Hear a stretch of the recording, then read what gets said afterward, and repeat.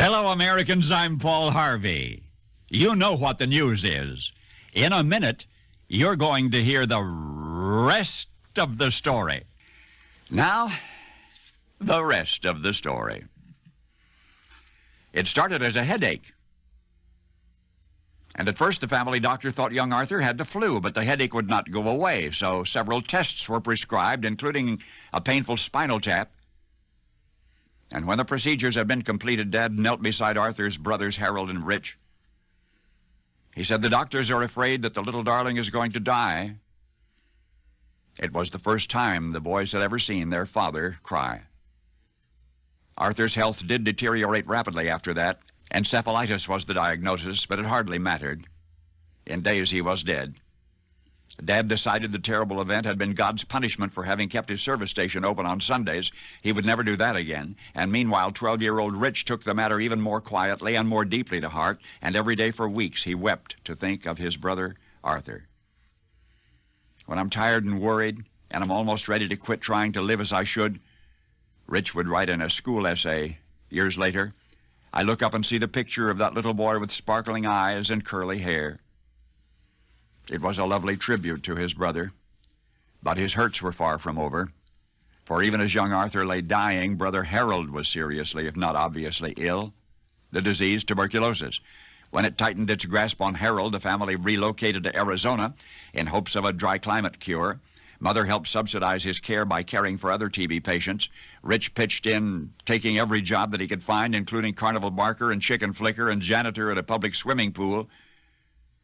But then came the March afternoon when Harold, now thin and weak, asked Rich to take him to the hardware store. The former had seen a newspaper ad for a new kind of electric cake mixer, and he wanted to buy one for their mother's birthday the following day.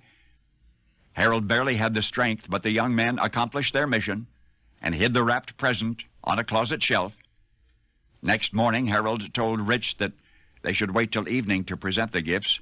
"I'm not feeling so well," Harold confided. "I need to rest." Rich was studying in the school library that same morning when he received the urgent message and returned home and found the hearse parked outside, and his parents were sobbing. He had lost yet another brother. Hours later, Rich gave the cake mixer to his mother. "Harold wanted you to have it tonight," he said. But no gesture then nor since could ever mitigate that dreadful loss. Not for any of them, especially not for Rich.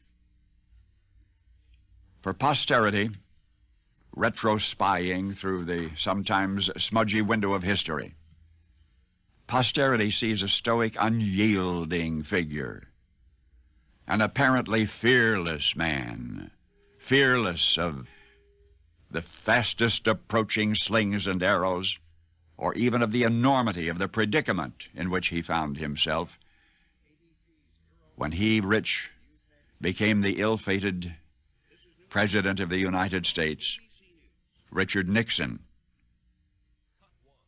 Today you've seen the sorrows behind the resolute eyes.